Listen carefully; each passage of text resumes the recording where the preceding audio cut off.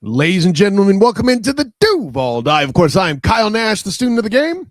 I'm Travis Holmes with BigCatCountry.com. And you're listening to this thing on the Believe Podcast Network. Folks, I might be under the weather, but nonetheless, it's still a happy new year for everybody out there in the Duval Devout Nation. And no, not just because we're recording this on January 1st of 2026. Champion, happy new year to you, by the way, as you have your throwback Duval Jacksonville Jaguar full-length sprinting. What's the proper name of that? Sprinting Jaguar? I don't know. Like, that's whatever. That's literally one of my the original of the logo. Yeah. I look at it on my Mark Brunell jersey. Yes, I have a faded old Mark Brunell jersey, believe it or not.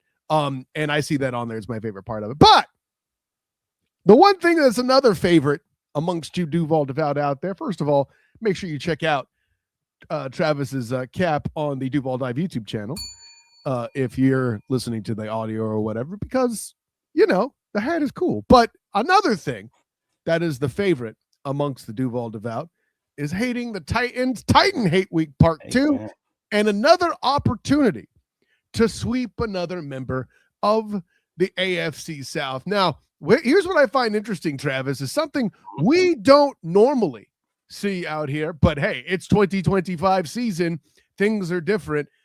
Preston in the comments, I'm always down to hear what the DD bros have to say, but I mean, it's just the Titans. Is this really necessary? Well, first of all, any opportunity to make jokes about how Jeffrey Simmons thinks Trevor Lawrence is a single read quarterback, that's always fun for me. So that alone, in my opinion, makes this worthwhile.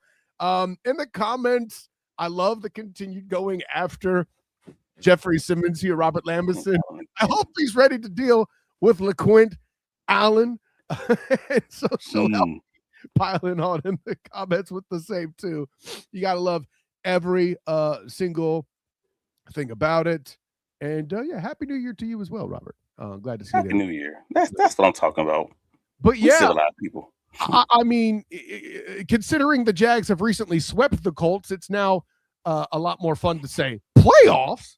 But I know here at most, first and foremost, before we get into any preview stuff, the playoff conversation is what's to be had. This is still important there, Duval Devout, as to whether or not the game goes through Jacksonville, because as recently as 2 seasons ago, the Titans kept the Jags out of the playoffs. The year before that, before they were able to turn the tables on San Diego, they first then had to beat also quarterbacked by Dobbs, by the way, a Tennessee Titans team. That was a very close game, and I believe both of us were in attendance for that one, Travis. Yeah.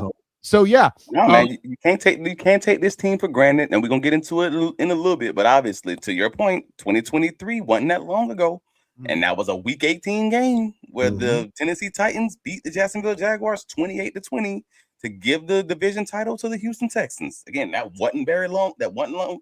I know this ain't Derrick Henry and Ryan Tannehill ain't walking on that field on Sunday. I get it. but I'm just saying, you can't sleepwalk through a game and just assume that win's going to come. You can't have 2 turnovers like Trevor Lawrence did in that game. And you just can't leave the door open hoping that these strange things ain't gonna happen, because it's an NFL game, it's a divisional game, and they don't like each other. So yeah, man. But you already put the graphic up. Jaguars, they have a few different postseason scenarios, but we kind of know what this is going to be. Like, just being honest about it. Like, I think everybody's kind of already seen the different things on the socials, the different articles that's been out there. If the Jaguars win, the Broncos lose, and the Patriots lose, the Jaguars get the number 1 seed. That feels highly unlikely to happen. We'll get into that why in a second. Jaguars win, Broncos or Patriots lose, the Jaguars get the number 2 seed. That's a little more likely. At least it's possible to happen at that point. But the more likely scenarios, obviously, the Jaguars hope, fingers crossed, Jaguars win. Broncos and Patriots win, and the Jacksonville Jaguars land on this bad boy with the number 3 seed. Now, if that were to take place, we got a few things. Obviously, we need to talk about mainly. Well, what's everybody else up to? Like, what are the other teams looking like? Like, you got the Trey Lance-led Chargers facing the Denver Broncos this week. Yeah, right. You probably know how that's going to go, right? You got the Patriots with facing the Miami Dolphins backup quarterback. Was it Quinn Ewers? Quinn Ewers, yeah, very good. Yeah. And that's like one of the two primary games from my perspective that could impact Jacksonville in the wild card race. I mean, beat the Tampa Bay Buccaneers. Well, yeah, but that could impact who Jacksonville plays heavily if Miami were to pull the upset. Like that's the one, and I don't believe it's going to happen, but I'm just saying that's the one. If there is one on this list that you asked me to bet the house on or some other nonsense, yeah, that would probably be the one. You got Riley Leonard for leading the Colts. They're facing the Houston Texans in the game where Houston's supposed to be double digit. They're expected to win by a lot, basically. I believe it was 10.5 points when I last looked at the spread there. And then you got the Jaguars in this game. You got the 12.5 point favorites against Tennessee. So that's hopefully likely going to be a win. And if they were to win this week, then they're likely playing either the Buffalo Bills or the Los Angeles Chargers at home. It's either the number 2 seed or the number 3 seed, depending on, assuming all the outcomes go as expected, basically. That's kind of what we're looking at. I don't know if you have a favorite who you prefer to play between those two. That's kind of where I'm more interested in, like between Buffalo or the Chargers. Do you have a preference? Because it's definitely Jaguars seem to have both of their numbers. Yeah, if you're the Duval devout, you want to see the Chargers because that O-line is decimated in a very special way. And regardless of the various injuries and things that have come up in the defensive secondary there, obviously, Jordan Lewis already on IR, out for the foreseeable future. I know, I think we talked about this last week here on the dive, but while it's not exactly what you want, listen, there's no world where I feel like the corners are so outmatched by the Chargers receivers. This isn't to say the Chargers receivers are bad per se. They got a pretty good unit. I'm not worried about that. But listen, Herbert was shredded because his O-line was worked. I expect to see more of the same because, Slater isn't walking back through that building to protect them at the left tackle spot, and the guards aren't suddenly going to get better without another draft there with we keep saying San Diego, but Los Angeles, right? Yeah. So, but his O-line is hurt, and they still are hurt. But they did get their running back back. And Marion Hampton, they got him back after the Jaguars last played. And yes, Herbert does like to hold the dang ball, and that's always going to be a problem. He's just honestly both of these quarterbacks, Josh Allen and Herbert, both love to hold the ball and pass up on the easy reads. And we've always talked about this so many weeks. So if you're religious Duval Dive listener, you know what I'm about to say. They're the type of quarterback Jacksonville plays well against. So both of them have that same style that works to Anthony Campanelli's benefit. And we didn't even talk about the Bills. The Bills. They play against the Jets this week. And I thought this was funny because the Jets didn't want to take no chances on mistakenly winning this week. So they chose to start Brady Cook over Tyrod Taylor just to complete the tank job. But then the Bills countered with 2 days of Josh Allen not practicing because he has a foot injury that's popped up all of a sudden. So he's not practicing this week. So it looks like they're more likely than not going to sit their starters. So exactly, that's where Robert Lamson just comes in from the top rope. The Bills resting Josh Allen, right? So if Buffalo loses, then they're likely playing in Jacksonville to kick off the postseason. And if they win, they play at New England, which that's an interesting one because the Bills just beat the Patriots by 4 points in New England, like in week 15. So you'd assume they would want that. They want that work. They would want that heat. But if I remember correctly, the Bills were down 3 touchdowns and came back. So there's that too. Were they really? I don't remember the game. That's my problem. But maybe whatever the case, they're just not willing to risk having an injured quarterback in the playoffs. So that's the biggest takeaway from that. But that's what PJ Brown's asking. Who do we think we're playing in wild card weekend? Hey man, we jumping ahead. Why we jumping so far ahead? I'm giving you general scenarios, but I didn't want to say who do we think we're playing in the postseason because that's assuming a win. Can we get past? Can we get to the victory this week and talk about that on Wednesday's Duval Dive?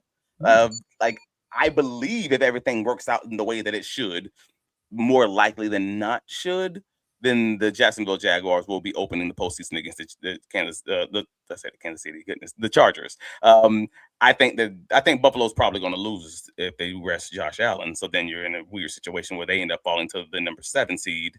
And then I just believe that then results in the Bills playing against the Patriots. I believe that's the way it worked out. I had it written down here a second ago. I just kind of went through it. Yeah, if the Bills lose, the top seed has no, I'm sorry, I take that back. Yeah, if the Bills lose, they likely play in Jacksonville to kick off the postseason. Right there, you go. If they win, they play at New England. If all the other games go as expected, so that's kind of what it was going to be. So if the Bills lose when they rest Josh Allen, then that's a whole different conversation. Jacksonville's opening against Josh Allen with potentially an injured foot or not 100% foot. That ain't great for the Bills. But I said this in last week's Duval Dive, or it might have been early this week. Whoever the Jaguars play in the round one, I believe they're going to beat the brakes off. Yeah. I've said this very consistently. I only question what they're going to do in the second week because they've been a little bit of up and down. But for the most part, I think they're going to be locked in. So, well, let's get into this thing, man.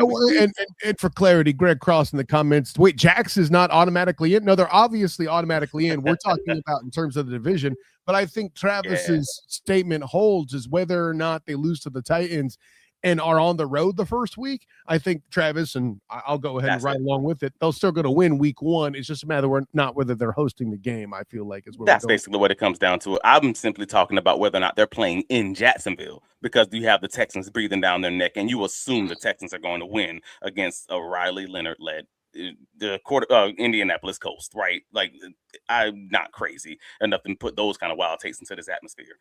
So that's kind of what I'm leaning into to start things off. But yeah, let's get into this Tennessee Titans game because the game still exists, and we'd be wild to kind of just get past it. So we got our keys to the game, bro. You want to put it out for me? Oh yeah, the keys to the game. Listen, and we'll roll this out this way.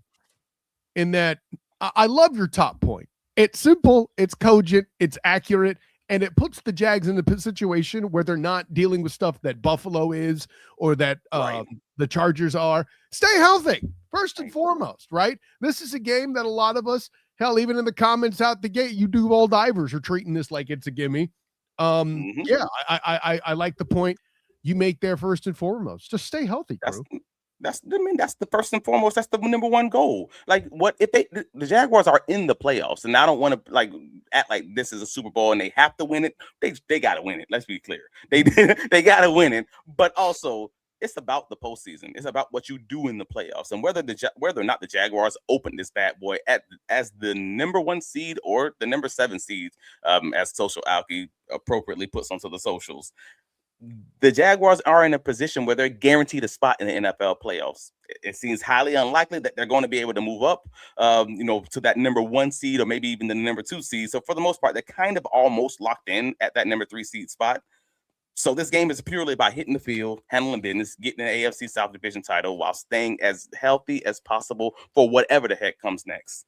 But I don't take this team for granted because we just talked about the fact that 2023 exists. Like, you can't sleepwalk your way through a game and just expect nothing strange to happen. The referee may make a bad call like the Cincinnati Bengals game or just some other nonsense because you just didn't come in locked in and ready to go. So with all that being said, this should have the feel of a college or a high school homecoming in my perspective. Like, they're a week out from being on vacation in Aruba or Tahiti or wherever millionaires like to go these days, right? Like, that's where the Tennessee Titans, players and organization pretty much are at this point. Like, I ain't never had $1 million, but I can tell you right now, that's exactly where their mind is and should be. They get ready to Dubai. I hear you, buddy. That's it. So the Jaguars can make things really easy by simply starting off hot in this game. Like, get the party in Everbank Stadium started early so the fan base can kind of, get y'all libations going, maybe help Shad Khan's bottom line a little bit, helping with the drink sales in the Bud Zone. But most importantly, you can get a sizable lead early. You can sit your starters down. You can protect the franchise. You can kind of get this thing started for the playoffs. Like, that's securing the W without giving the Titans like a reason to kind of continue pushing out more film. Like, am I missing something for the Titans angle? Like, maybe guys fighting from roster bonuses or like monetary bonuses at the end. That's the only thing I can really think of. Like, you start this thing off early, they're gonna clock out, right? Am I missing that? No, I think you got that pretty much nailed. But there's a couple things. They first of all, they don't like the Jags. I think that's been made clear on both sides, right? And I think there's an element here. You have an image for that shows that the Titans haven't necessarily rolled over per se, right? Like I get it, their victory over the Browns after losing to the Jags. I forgot it was a 22-point victory by the Jags, but nonetheless, that's I know it's just the Browns, but that gets something going. That Titans Niners game in San Francisco after that was closer than I would like it to be as a member of the faithful, right? Beating the Chiefs is a whole other thing. Granted, also without Patrick Mahomes II, I understand that. And then, the only other team that's bad that's been on a tear lately that's forgotten you're supposed to lose these games other than the Titans is the New Orleans Saints. They lost to them after that. But there's been a string to where I think the word you use is feisty, and the Titans would want to maintain that. I think this is something where they want the opportunity to make it difficult for the Jags. And I think in the eyes of the Titans fan, the Texans winning the division is a more desirable outcome than the Jags, because apparently all you Duval out there be annoying people with how good you got. Y'all annoying Richard Sherman. Y'all annoying everybody. It's so funny. That way. By the way, make them pay for not putting your guys in the Pro Bowl.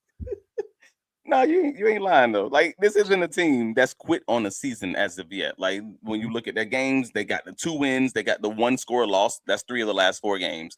Their biggest loss was that 12-point loss against the San Francisco 49ers.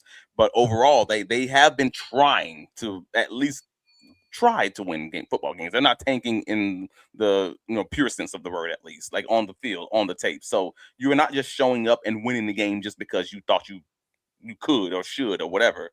But I guess what I'm really trying to land on is, like, I think everybody in listening to this podcast 100% fully agrees with and understands what I'm talking about right now, though, because when talking about these guys being ready for vacation, like, each of you has a job where you come into work the day before a holiday or a day before a vacation, and you just praying that the clock just moves a little bit faster so you can get this party started, right? Like, that's many of the Tennessee Titans players right now. Like, all they're looking for is that one dude next to them, that one peer, that one NFL player to give them an excuse to clock out early. Like, just that one hit. That one hit, that one additional touchdown to make it a 14-point lose for these dudes to just be like, man, I'm out. This feels like a Monday problem, or like in their case, the 2026 problem. Like, you're right? Asking for Quint Allen to hit a dude so he takes a knee. That's what I hear you saying, bruh. He'd be like, I'm too old. So I need somebody on the field saying I'm too old for this. Like, that's basically what it comes down to. Like, help them start their vacation dreams early, Duval. Stay healthy, stay hype, and let's kick this Everbank series of parties off in the right way. That's my first point. That's kind of where I'm landing on that bad boy. Yeah, you come out, you hit them in the mouth early.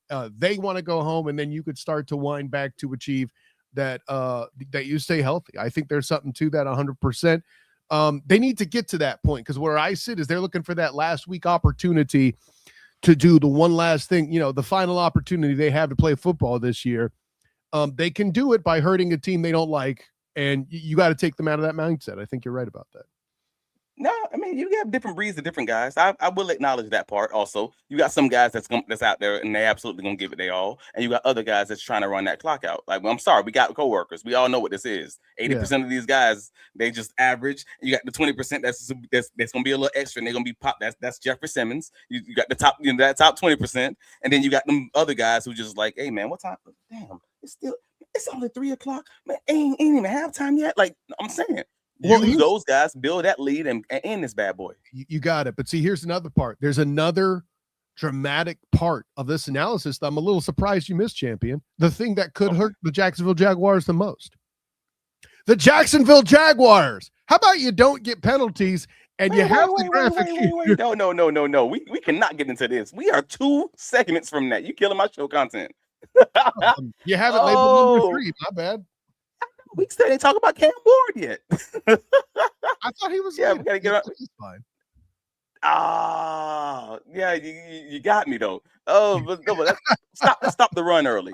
That's my second key though. Is obviously stopping the war, because like Cam Ward has been really dang good these last few weeks. Like, he's been throwing. Like, last week he threw for 250 yards with 2 touchdowns and no interceptions against the Saints, and he hasn't thrown an interception in 3 straight games. So on the surface, you could be like, no, man, he's looking pretty good, but I think that a big part of that is like he can make things difficult on the Jaguars if he doesn't turn the ball over, but he also didn't turn the ball over the first time they played him. So Right. I want to just be clear, like he still is for many ways the same guy that the Jacksonville Jaguars played a few weeks ago, and we did this whole prep on to kind of figure out who he is basically. Because like his average time to throw is still ranging from that 2.8 seconds to 4.07 seconds last week against That's the Saints. eternity. That's Right. We eternity. said it was an eternity when you're talking about 3.5 seconds. He was at 4.07 last week. That's an insane number. And he still was sacked 4 times and pressured on another 16 attempts last week. Like that, it was a crazy film because a lot of it was just like, hey man, he's just back there. Ain't nobody open. He got all day. Ain't nobody open. They ain't trying to blitz and they slow playing the blitz or the rush. And he don't have Parker Washington to just heave it up. He Yeah, can't he down there somewhere. Parker down there somewhere. He don't have that. He don't have that. What's he gonna do? Calvin Ridley? Anyway. He gone. Yeah. Yeah, he on IR. So, like, in my opinion, he's played better as of late. Like, but that's primarily because, from my perspective, that Tennessee has had more of a balanced game plan over the past 4 games. Like Tony Pollard, he's been getting more carries and kind of keeping Tennessee on schedule. But don't forget that Tennessee in the Jacksonville Jaguars matchup a few weeks back, they abandoned their run game because of the score. Tony Pollard was actually having a good game, and I think folks kind of forgot that. I was having this conversation in one of the Twitter spaces earlier this week. It's like, nah, he was averaging 6 yards a carry on 10 carries in that game, and much of that production came in the first half of the Jaguars game. It was one of those weird ones where the Jaguars were allowing a team to run on them, which I was like, oh, what is this? And also struggling to run the ball, which we will get into later. That's another one of those keys to the game. But with Ward being so comfortable, just like as long as they stay on schedule, and you got a number 1 ranked run defense that's got to act like it, basically. Get a few early stops, help our offense get a small lead, and that will make them abandon that run game just in the same way. And then Jacksonville can kind of be off to the races from there. So that's Devon Hamilton, do your thing. Trevon and Josh Hines Allen, sorry. Yeah, do more of your cage rushing like you did in the first time you played against the Titans. And from there, the pressure, yeah, there you go. Pressures, man. They're probably going to do that cage rushing thing again, just so folks know. So if the sacks don't come quickly, if they're not 2.5, 3 second sacks, just know that this is another quarterback who extends plays, that you're not going to see the immediate dominance, and that's probably going to be on purpose. Just get the W, right? So they're going to make sure he's not extending plays, and that's kind of my big one is take away the run game. Do not let them get that started again, or that will then allow Cam Ward to have a much better day this week. I can't put it any better than that. In particular, and you mentioned stopping the run, that being a big deal, keeping Pollard down. And listen, I know Pollard. I know that Pollard isn't Derrick Henry, but he's still a good back. I think he's a guy that can do damage if given the opportunity. I think this is a big Eric Armstead, Devon Hamilton game. All those pieces. I'm not going to full on call them X factors, but you could. But yeah, I set the standard is your next piece, right? And this is the one you wanted to get to. Now go ahead and talk about your penalties. I think you love talking about these penalties. The Jags are the one who can beat themselves here. And listen, division games are funny. I say this time and time again on the show. But I'll put it this way. The fact that they're at 5 with 12 assessed penalties only at this point since week 11. Pre-snap. Thank you. That's a big deal. It wasn't always that way with this team. Like how much further they've come and how much more comfortable they got, I think sits with the point that you made about Liam Cohen and these guys just have to catch up with their offense, which I'll be honest, I acknowledged it was possible. I wasn't believing in it when you were dropping it on me for the first month of the season, and now here the hell we are. So I mentioned 2 out of 2. Yeah, he's 2 teams out of 2 to do this. So they did it with Tampa Bay in 2024. They're doing it with the Jacksonville Jaguars now in 2025, and both times they got it right after the bye week. This time it took the wristband for Trevor Lawrence and a lot of movement with the receivers and the offensive line and everything else, and maybe simplifying the offense. But they got it right, man. But yeah, go ahead. Yeah, well, and another aspect, I see Zenith in the comments jumping in. They ran on his last game, which we touched on that. Another part that we didn't hit quite as hard if it wasn't the kick, if it wasn't the kick return or turnover, over our first after our first score early. It could have been a pain. Yeah. And that keep coverage factor is not something the Jags can count on. Their special teams is, they have a few players. I love Ray Lane and LaQuinn Allen in the return game. As far as punt protection. Ray Lane in coverage, one and the other one in the return, and I got you. Yeah, well, and I like LaQuinn's ability to hit cats too, not for nothing. As a special team, So hold on, LaQuinn Allen hitting somebody. That's it. Yeah, that's kind of what he's made for. That man was built in a lab to hit somebody. Like, I'm shocked he ain't doing charity boxing out here for somebody. Like, that's the next thing coming up on maybe in the off season. We'll see. Not yet. But overall, bro, this is a 12-4 football team versus a 3-13 squad. So I'm not going to try to attempt to sell this as something that it's not. It's Jacksonville versus Jacksonville, as you eloquently put it earlier. But Jacksonville can absolutely beat themselves if they don't come to play, especially against a team who has yet to lay down since the Jaguars last saw them. Like, we just went through their last 4 games. Like, they are still trying to play. They haven't quit. So the question then is, and kind of for every week moving forward with playoff football left, like, is Jacksonville, can you play a clean football game continuing to put this all together? Like, can you protect the quarterback? Can we clean up the pre-snap penalties and the drops? Can we simply retain possession of the ball while ending each drive with the kick? Because all those things that I just named are things that recently popped up last week against the Indianapolis Colts as problems. And we hadn't seen this be consistent problems over the last few weeks. And all of a sudden, just that game was a down game in each of those areas against the wrong team on the wrong day that can result in a loss. So this is another day to kind of show you're better than the week before, Duval. Social Alkies. And yeah, another way that could happen too. Social Alkies lit it up a few times in the comments here. Let's get that NTN and 2 in the game together. So many possibilities and matchup issues. Yeah, Bashaw Tootin being back in the lineup, huge deal. I liked that they pulled him when he did so that he could mend and get right. Now he has a game to warm up before heading into the postseason. Before it just, the Tootin situation, in my opinion, was handled fantastically, and I think that's worth mentioning here. Oh, absolutely. I think it was. And then talking about getting Tootin going, getting ETN going, that's an interesting one. Because I hate to say what I'm about to say, but it kind of goes against my core philosophy. But it's sort of where I fall right now. Like, I know Mega 2025, make ETN great again is a thing. And I know Travis Etienne and Bashaw Tootin obviously getting this run game going is going to be great for the Jacksonville Jaguars franchise. It's going to be great for this playoff run that they're about to go on to. Fingers crossed, knock on wood. But this is a Trevor Lawrence week in my book. Like, when that key to the game that's discussing win where they're weak, that's talking about specifically, that's talking specifically about Liam Cohen, carve him up. Like, from my perspective, it's not my preference. I just truly don't know that Jacksonville is going to be able to run the ball against this Tennessee team. And that's not just based on the 1 week. That's not just based on the time that the Jaguars last played them. But in case you forgot, the last time Jacksonville faced Tennessee, the Jaguars struggled to get anything going on the ground. Travis Etienne had 28 yards for 12 carries. Bashaw Tootin had 17 yards on 8 carries. And that was with a reasonably healthy offensive line. No Jacksonville Jaguars running back averaged even 2.4 yards per carry with 20 rushes. Yeah. Like, I think folks are just forgetting that because they won that game so heavily. But that was the one thing that I came away from, like, no, this is it. That ain't going to work. Well, let's be careful with folks, because Big Diesel in the comments reminds us Simmons and Sweat are not to be taken lightly. And Diesel always coming with the facts. Yeah, no, Diesel doing good things again, and I can't find the comment. Oh yeah, Social Alky, another regular with the smart stuff.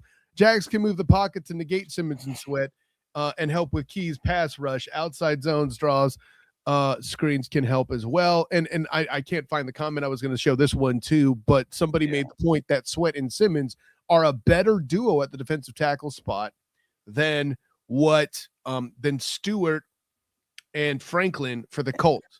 Without DeForest Buckner in the rotation, I think that's an accurate statement as well. Sure. Yeah.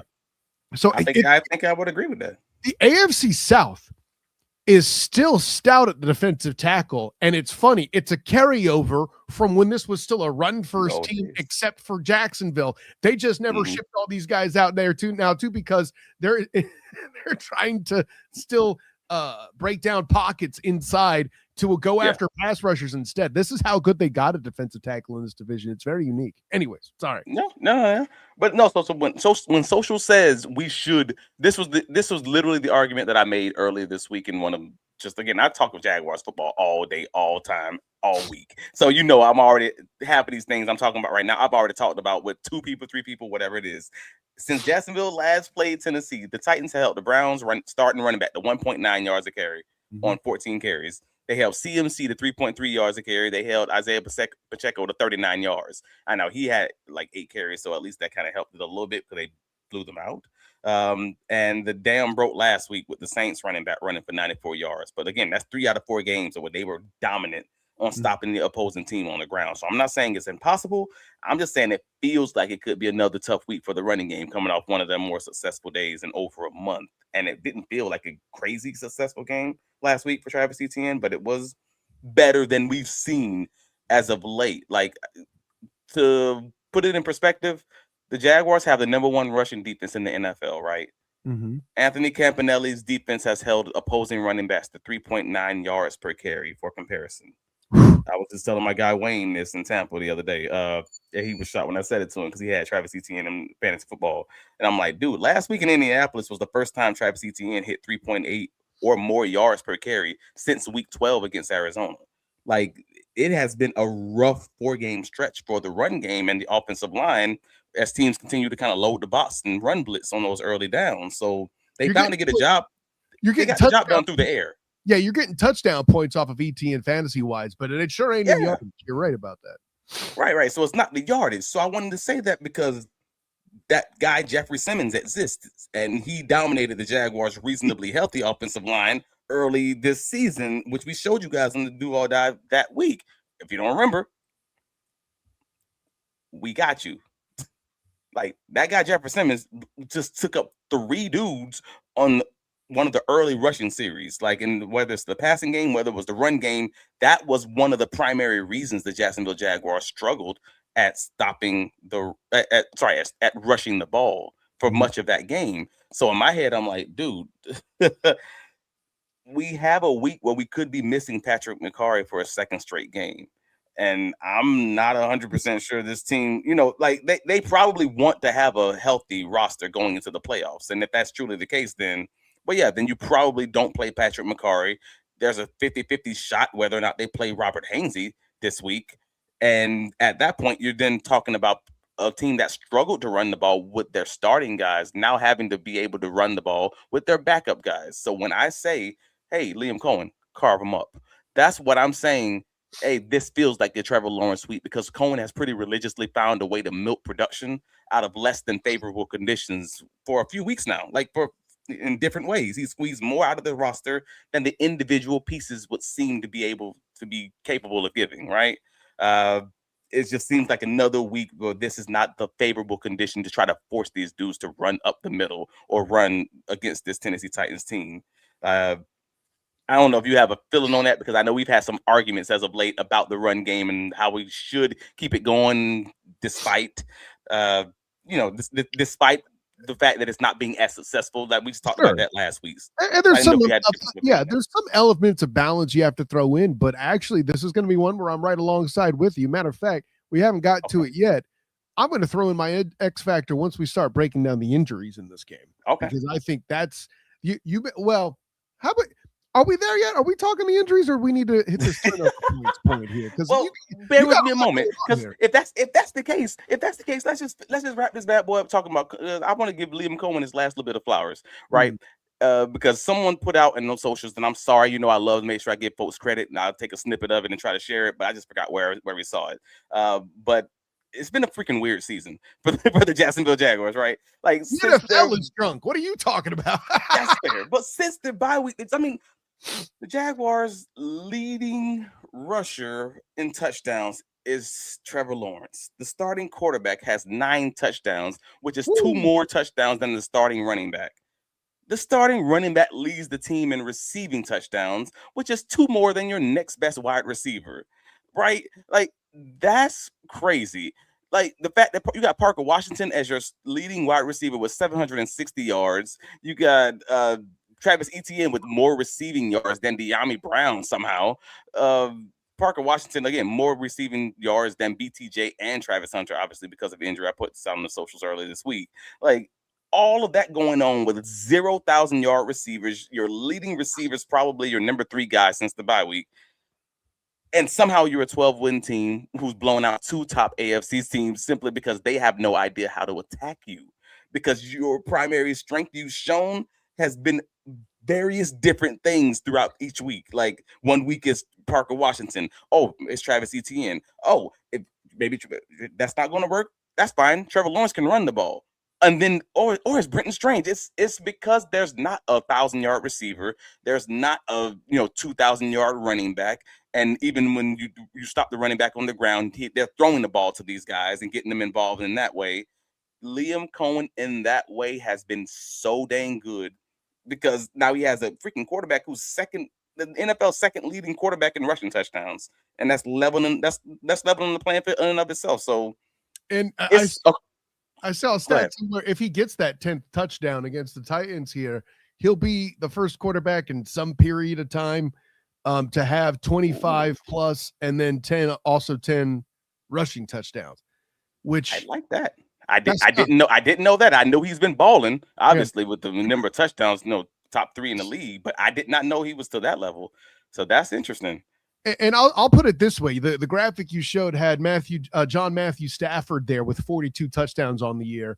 He's got Devontae Adams and Puka Nacua side by side. Okay, the point you mentioned is the gaggle of receivers who, by the way, throughout the year have dealt with injuries. Travis Hunter's still off the list, and he's still got 35.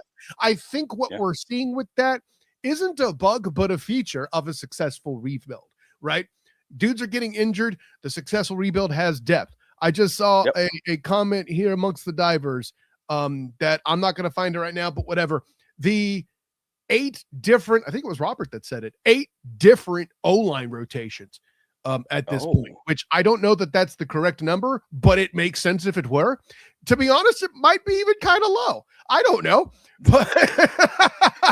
But yeah, that's not bad. That's not wrong. Because again, people were pissed off at how often they were playing with the rotations and trying to play guys at all the spots and having real competition. But now they're loving it because they got guys who can play all these positions and the drop off isn't significant. I wish in past seasons somebody had talked about this O-line being more physical. Oh yeah. Somebody did. Somebody did. Just wanting the coaching staff, unfortunately. Well, it was. They just didn't do it. Anyways, but no. I don't think I mentioned earlier the Titans could be down 5 to 6 defensive backs. We were just talking about the receivers situation for Jacksonville because safety Amani Hooker missed Wednesday and Thursday with an ankle injury. Starting cornerback L'Jarius Sneed, their top 2 nickel backs, Kevin Winston Jr., who was a safety, and Marcus Harris. They both are on IR, along with safety Xavier Woods. He's also on IR. So I'm like, dude, they missing this many defensive backs. Even the guy who was struggling against the Jacksonville Jaguars in the first week, that was Kevin Winston Jr. He's on IR. So they're down to 3rd string guys. They got Eric Hallett, former Jacksonville Jaguar, who they signed to be a backup there just because they're just looking for guys. It feels like a team with the last week of the season. If you needed more evidence of why I say that's the path of least resistance for the Jacksonville Jaguars. This might just be the game, hey man. Just get the victory early, pass the ball, get out of there with the win, stay healthy, and make these dudes quit. Like, that's why I lean into the passing game over the ETN Tootin kind of conversation earlier on, if that makes sense. Which my X factor is, shoot, Parker there somewhere. Your X factor is Parker Washington. I got you. Okay. No. And then as our final key to the game, just before we get into these official predictions, man. Hey, man, see ball, get ball. You know what time this is? It's turnover time. Like, the Jacksonville Jaguars, they lead the NFL in points off turnovers while being second in the NFL in turnovers actually forced, right behind the Chicago Bears. I mean, they lead the NFL with 96 points off turnovers as it currently stands entering week 18. That's pretty awesome. So if you're doing a game-by-game scenario, the Jaguars are averaging 6 points per game off turnovers. That leads the NFL. But putting that into context, all right, let me say it in the right way. Putting that into context, the Jaguars are currently 6-3 in one-possession games in 2025. In those 6 wins, their average margin of victory is 4 points. And in 5 of those 6 wins, they either scored on the turnover for like the Kansas City pick 6, or the offense and special teams scored on the following possession. So all of that is me taking the long route to directly say the Jaguars defense has directly been the reason for 5 of those 6 one-score victories via those extra possessions. Like when I say see ball, get ball, I'm saying that, and the points is going to come. Does it make sense? Surely, 1,000,000,000%. And here's an interesting concept, too, I want to throw out that Social Alky has in the comments. Brenton Strange is an X factor. I'll say this, and it actually allies to your previous point, Social, that if you're going to move the pocket, if you're going to boot Trevor, the significant part of that is having tight end involvement in either, well, I shouldn't say either, both protection on the outside and the edge if you roll out, and that safety valve should your primary options be removed from the play. So, yeah, there's a world where Brenton Strange steps up big. I think that's a fine X factor. I still live with Parker Washington right now with that because, you know, he'd be special teams too. But, shoot, Parker, there's something. You know. Interesting. So, like, this is interesting. So, that's your X factor. I have a weird X factor because the Jaguars didn't force an interception from Cam in the initial matchup. I mean, they still beat the team down, so it was a comfortable victory. But they also did force 2 fumbles in that game. Like, and that may be one of the routes again versus this Titans skill group. So we'll see. They're third in the NFL with 11 fumbles lost, and they recently lost 2 fumbles against this Jacksonville Jaguars team. So it sounds like it could be another week of peanut punching in practice, or boxing as far as that's concerned. But my X factor, and I know I'm cheating, and I don't care. It's the last week of the regular season. I'm cheating a little bit. I'm going with the Jacksonville Jaguars secondary. All of them. not one of them. How are you? It ain't a player. That ain't an X factor. It's not a person. It's the group. All of them. Like, let's start with Antonio Johnson, if you don't mind. That's not cheating. All right, cool. So we're gonna start with Antonio Johnson then. Like, I don't think many folks have realized AJ is currently Pro Football Focus's 3rd best grade. He has 3rd best grade of an 84.4 of all NFL safeties entering week 18. He has 2 interceptions and 4 pass breakups in the last 3 games and 4 interceptions on the season. And that's only with his snaps like recently increasing a little bit more, right? We already talked about Monteric Brown. We gave him his, love on Sunday's pod. But I didn't even know how good he had played last week. I told him I knew he played great against Alec Pierce, but his overall stats per Pro Football Focus showed him the man having given up 11 total yards on 8 targets against the Colts on Sunday. That's ridiculous. A 1 point, whatever it is, 3, I don't know, yard per average per target. That's crazy. And I thought it was also weird because, or I can't even say weird, but you know what? I'm not even gonna say it. I'm gonna show y'all. Monteric Brown versus Alec Pierce was funny to watch. And I thought this was a really good job of just playing the quarterback you're facing, not really focusing on beating the receiver. Now, what do I mean by that? Like, as a DB, I saw too many Colts fans this week on the socials mentioning some version of the statement. Hey, man, Alec Pierce was open if only Rivers could get the ball to him, or he's wide open. That should have been a touchdown if it's any other quarterback, or whatever the phrase is. And I'm like, yeah, well, duh. Like, but the Jacksonville Jaguars secondary also knew, just as we discussed on last week's game preview, they looked at the film and they were like, dude, this dude got the arm strength to drive the ball down the field past, let's say, 15 to 20 yards without floating it up there forever. They knew that. So they were sitting on all the routes. Like again, check out the long throw to Alec Pierce. If you look at Monteric Brown at the top of the screen, you see he knows what that first down marker is. He's not respecting anything past that first 10 yards, and that's why he runs past him. He does not respect Phillip Rivers' arm. He doesn't care about the fact that the receiver is better than him, or faster than him. And Jarian Jones on his interception did the same thing. And that was what I was like, okay, yeah. This is a situation where these guys are simply playing the sticks. So, I mean, hell, I just mentioned Jarian's interception. Let's just talk about Jarian's interception first off. Like shout out Gus Lowe, Duval. Yeah, that was what I saw too. Exactly. Yeah. The quotes let you know they were playing the man. Like Jarian Jones says Phillip Rivers can't really throw the ball downfield. Monteric Brown says make Phillip pass the ball. We knew he wasn't going deep. Josh Hines Allen says we kind of called it. Like they all basically in one way or another said exactly the same thing that the film showed us is. That's my fault. I hit the wrong button. Exactly the same that this thing that we showed them is look at Jarian Jones at the top of that screen. He don't move a step.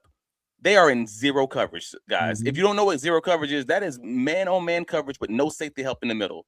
Jarian Jones doesn't move a step. He doesn't back up. He is playing the sticks. He is trusting that this dude is not going to beat me. And you know what? He's right. That man ain't move a step back.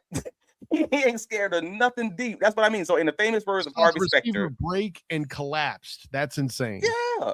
Jarian's balling out of control. Though, shout out for Dan Griffins for putting all the great stuff on the socials. If you guys haven't seen this stuff over at Action Sports Jazz, please go get that man article. Click, even if you don't read it, just go and click the article, man, because that man, he put some great work out there talking about Monteric Brown and Jarian Jones since week 14 having some insane completion percentage given up, which is 31.3% for Monteric and 40% for Jarian, just crazy. And yes, respectfully, the ball was tipped. What Social Alki puts out there, yep, Eric Murray did tip the ball, but I don't know if that matters. Like, I truly don't know that it matters on that play.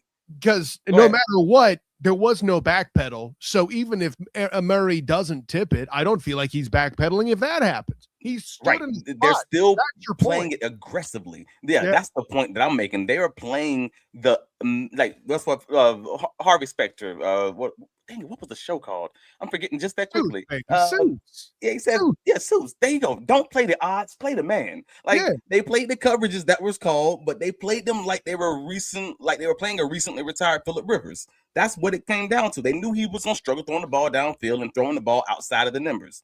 This week, I think they get 1 or 2 interceptions off of Cam Ward, and that's despite his box score showing a recent streak of clean play. Like he's only thrown 1 interception over the past 8 weeks. So why am I saying something crazy in these streets talking about Jaguars getting an interception or maybe even 2? Why am I sounding so crazy when they didn't get an interception off Cam Ward even the last time they played him?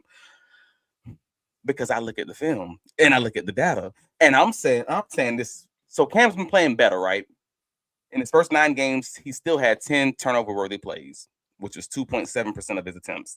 He only had 1 dropped interception. So opponents caught 6 of 10 turnover-worthy plays. That's what resulted in his 6 interceptions in those first 9 games.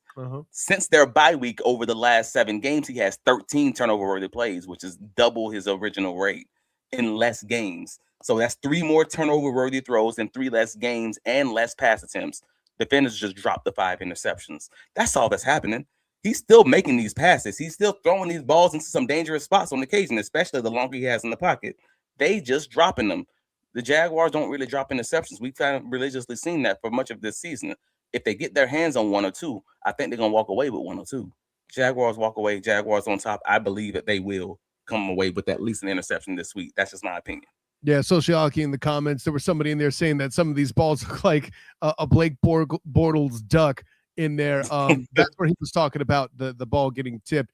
I don't think that was so much us criticizing you pointing out the ball was tipped, Social. I think it's more of a factor that we're closing in that they were just there. They weren't moving. They were suffocating. They were breathing. They were doing what the Los Angeles Chargers did against the Jacksonville Jaguars in that playoff game in the first half, where they weren't respecting anything deep and just sitting on everything underneath and forcing the quarterback to beat them deep before they would back the coverage off.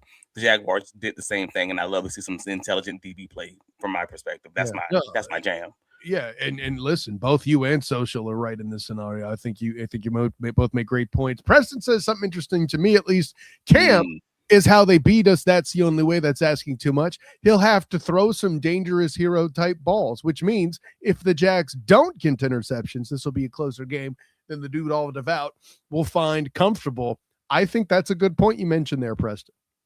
I think it's a fair point. I think he has to beat them in all the games. I would make the exact same argument for last week against the Saints for Cam. The only way they were going to win that game is if Cam took the team on his shoulders and did some amazing things. They lost the game. So I'm not saying that Cam can't do it. I'm saying it's highly unlikely, and that's how you win the game, is you make the quarterback do something that it seems to be, for the most part, not impossible, but highly unlikely. Well, and That's I how you're think going to win Chris's most games. further point is there's also going to be some fitty balls there, and the DB's got to win those. That's it. And I think for the most part, we got most of the injuries. Earlier on, somebody did say something about Arden Key, though. I thought that was funny. The self-proclaimed mayor of Jacksonville. He might not play this week. I know he hasn't practiced this week yet. That we missed on Wednesday and Thursday. Van Jefferson, Gunnar Helm, the tight end for the Titans, they all missed Wednesday and Thursday for Tennessee. So we'll see what the Friday injury report shows. And the Jaguars still have that option to activate rookie linebacker Jalen McLeod from IR this week, or they could wait till maybe early next week because his practice window was open a few weeks ago. But overall, those are really all your injuries. Well, we'll see what happens with that. Yeah. But I mean, the tail of the tape for this week is very funny to me, man. It's a weird game. I mean, it's a weird game. You got the Jaguars, who are 9th in the league and scoring 27 points a game.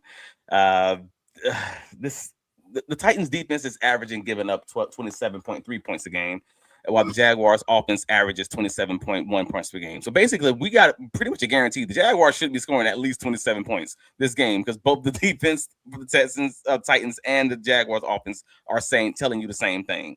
More importantly, since the Jaguars' Week 8 bye, Jacksonville has averaged 32 points a game. That was after averaging 21 per game over the first 7 games.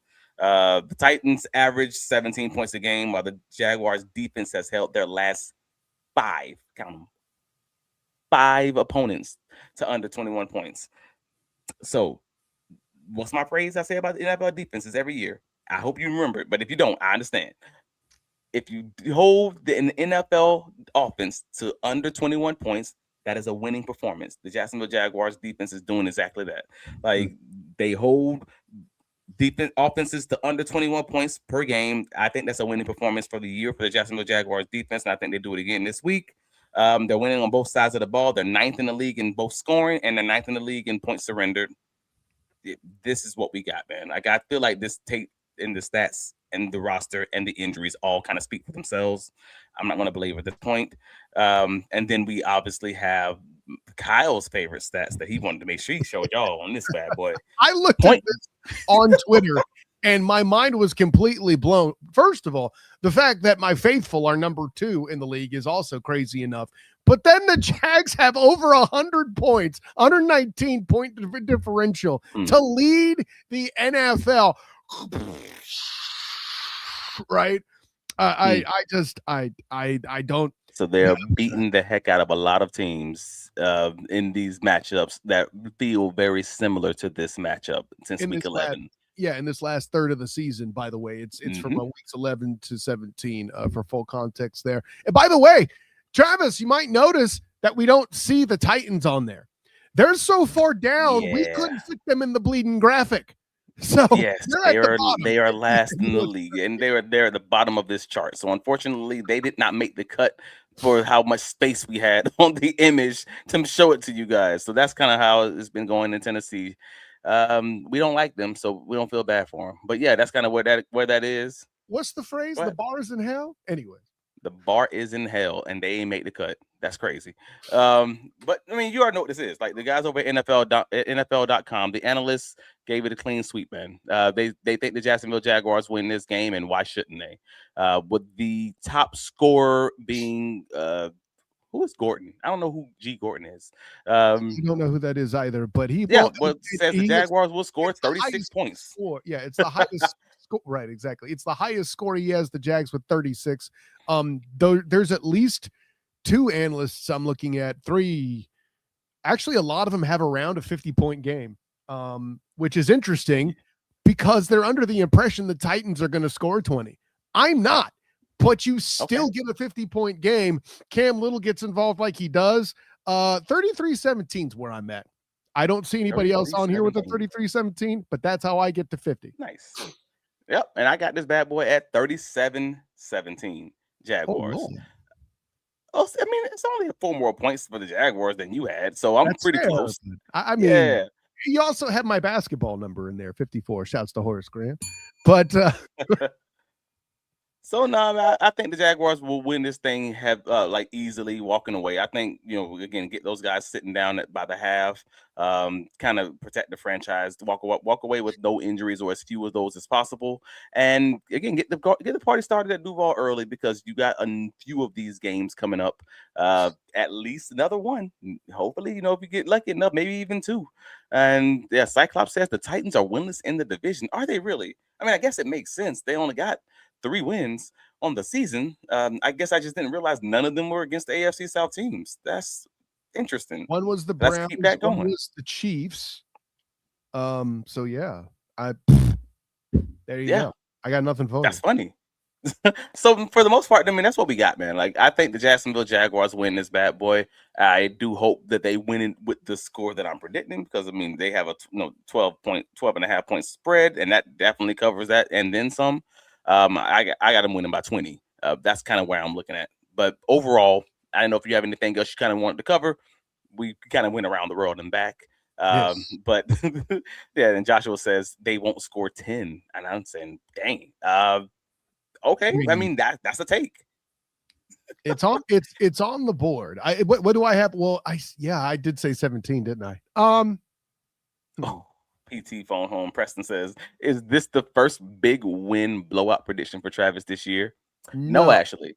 That's the funny part about this. This is the second blowout prediction, and I actually don't like these odds. So now you put me on the spot to say this out loud.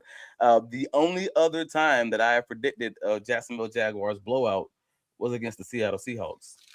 Whoops! Don't like how that worked out. Did you have a blowout the first Titans game? I feel like you had a dominant performance there. I think I had I think I said I thought it was going to feel like a blowout, but then the Titans are going to make it look close at the end. Something like that. Like scoring something that doesn't matter, but it makes the game look close, kind of thing. Whereas with the Seattle Seahawks, I legitimately thought the Jaguars had all the matchups, and they just played ridiculously bad on the margins, those third downs, and Trevor Lawrence trying to scramble often instead of throwing the ball away, putting behind the sticks. That was the one game I criticized Trevor a lot because I thought he was trying to do the Kansas City Chiefs game plan against Seattle, and then he said the same thing in his post game. And I'm like, all right, cool. So I'm not crazy here. He didn't see the field in the way that I thought. Like, it was a lot of going on that game, especially across the board with the receivers and everything else. So I think the Jaguars still today match up well against the Seattle Seahawks. They just had a weird game that I couldn't tell you exactly why they played the way they played. But nevertheless, I'm still standing on business. Jacksonville Jaguars, I believe, will win this week in a dominant fashion. I think they will cover that 12 and a half point spread.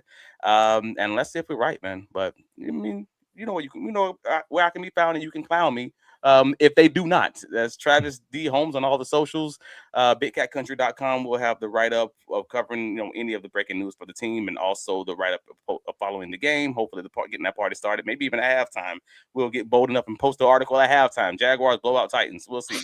But more importantly, if you are listening to the sound of my voice, please click that like button on the stream. Please rate and review us on all the socials, and keep this thing going, man, because we got playoff football to get ready for. And I do hope that you guys come ready with some great topics, because you guys keep this stream going. You keep this conversation going. This is a back and forth. But just let us know what you want to talk about, and let us know where you can be found, sir. I find it interesting that this is the most I've seen Nick Mullins commented on in this particular thread as he comes in to do mop-up duty, which is why it'll be 33 instead of 37. I'm joking, of course. I am Kyle Nash, the student of the game. You can find me on Twitter, Instagram, Threads, and Blue Sky at the SOTG. Find me on Facebook as the student of the game. Check out my writings with the Black and Gold banneret covering UCF football and basketball. Check out my writing on the Scouting Depot covering the Cure Bowl and the Pop-Tarts Bowl if you haven't checked those out yet. And also, I was on the subreddit for college football, the internet's tailgate, covering the Citrus Bowl. Arch Manning taking home player of the game with that one. I've never seen a Manning run 60 yards for a touchdown. Now I can claim that I did. Arch did that for me in that game. So there's that. Make sure you check out all those things at all the places. My coverage of the Orlando Magic as well. And of course, covering your Jacksonville Jaguars as they head to the playoffs here. We're guaranteed to have at least 2 more Duval Dive lives. That is the fact of the case. And I don't believe that's in dispute. So for all of you in there, let us be among the last to wish you a happy new year.